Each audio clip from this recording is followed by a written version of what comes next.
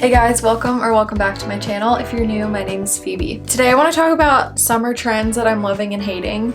And I have a summer trend prediction video that's already up. And I tried to stray away from all of those that I mentioned and just do trends that I know are already trends that aren't gonna overlap without video so that it's not too repetitive. I definitely have a lot more loves than hates because I feel like when it comes to my personal style, I'm very picky. But when it comes to other people's, I really have a lot of appreciation for a ton of different styles and kinds of fashion and ways that people play with clothes. There are a lot of these that I love, so I'm gonna say whether or not I love them, but then also whether or not I would wear them, because I feel like those are two different things. Honestly, a lot of these have been trending for a while. They're not necessarily trends that started this summer. It's not a predictions video, so don't get mad at me if I talk about something that trended last summer too, because the reality is that some trends do last and repeat multiple seasons. So let's just get started. First trend I want to talk about is the double bag. Literally just wearing two different bags. Usually it's one big bag and one small bag that kind of hovers. A lot of times people will either just wear both on their shoulder or loop one of the littler bags onto the bigger bag. This is one that I didn't want to I wanted to just be that's stupid.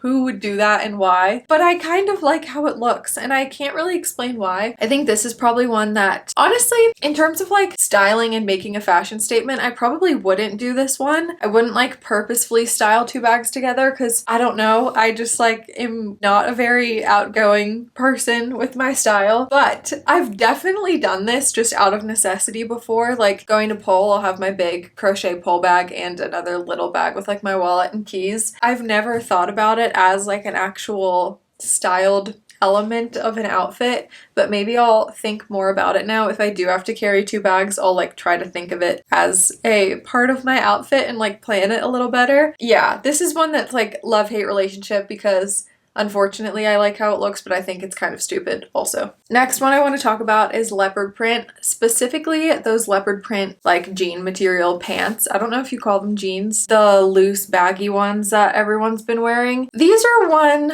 that I loved at first and then really quickly got sick of. It's just my brain that I need to train better that just automatically starts disliking things when I see everyone and their mother wear it, which I know is it's not a bad thing to like trends. So I want to just tell my brain to like what it likes, but that's one that I kind of got sick of, to be honest.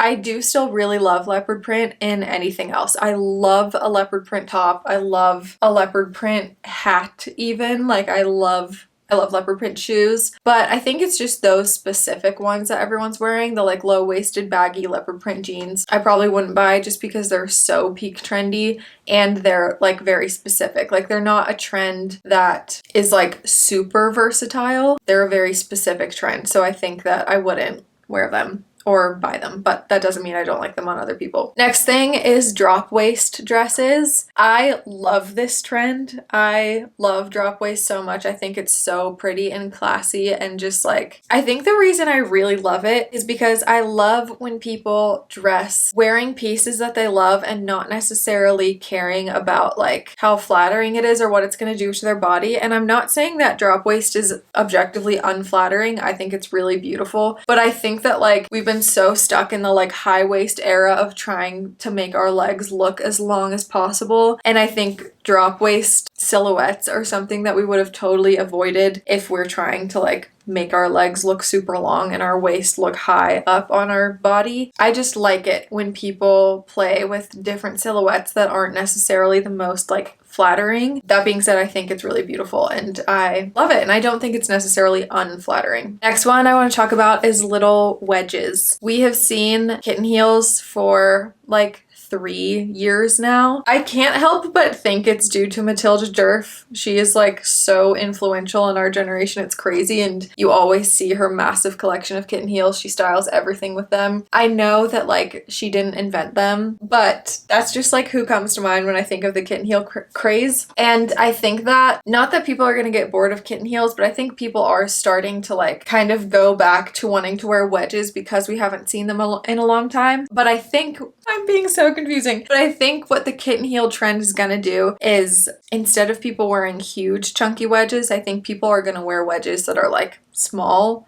like kitten heel height, but a wedge. All of that is to say, I love this trend. I've always loved wedges. I feel like I even like still the like tall chunky wedges. I don't necessarily love the like cork wedges. And is my brain working? I love them. I love little wedges. I will probably wear them. Next one is flip-flops, just like your basic Havaianas brand flip-flop. I love this trend. I know a lot of people don't necessarily like it and say that like they're not gonna like choose a flip-flop when they're like trying to actually look cute. I like them. I personally really like the way that they look under like a baggy jean or like a big kind of oversized pair of shorts. I like them a lot. I would style them. I wouldn't just wear them to throw on. I feel like I would wear them with a cute outfit. So that one gets a yes from me. Next one is bubble skirts. Another one that I love on other people, but I don't think looks good on me for whatever reason. I don't know if it has to do with my like proportions or what, but I love them, but I don't think they're necessarily my style. But on other people, I think they look really, really cute and chic. I think they're just getting bigger and bigger. The next one that I want to talk about, which is another shoe. I'm realizing that half of this list is shoes. But this one is the split toe tabby ballet flats,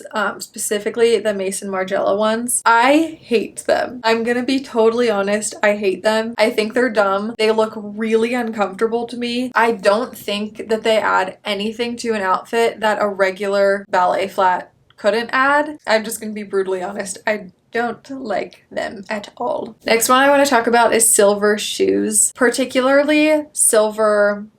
The silver Onitsuka Tigers are really popular, silver ballet flats, silver flip-flops, etc. This is another one that I loved so much. When I first started seeing people wearing silver shoes this summer or spring, I guess, I loved it so much. I'm a big silver girly. I've always been like a silver as opposed to gold girl at heart. I've just always loved silver, so I loved them. But this is just another one that went so crazy that for some reason I like find myself not wanting to buy or put on silver shoes just because they're so trendy. And that's another one that I'm like trying to convince myself you're allowed to wear something that everyone likes. Like you're allowed to do that. You're allowed to like them and you don't have to be like unique with everything you wear, which obviously I wear the like most basic simple things ever. But when it comes to like really specific niche trends like that that go crazy, sometimes it just puts me off of them. But like in terms of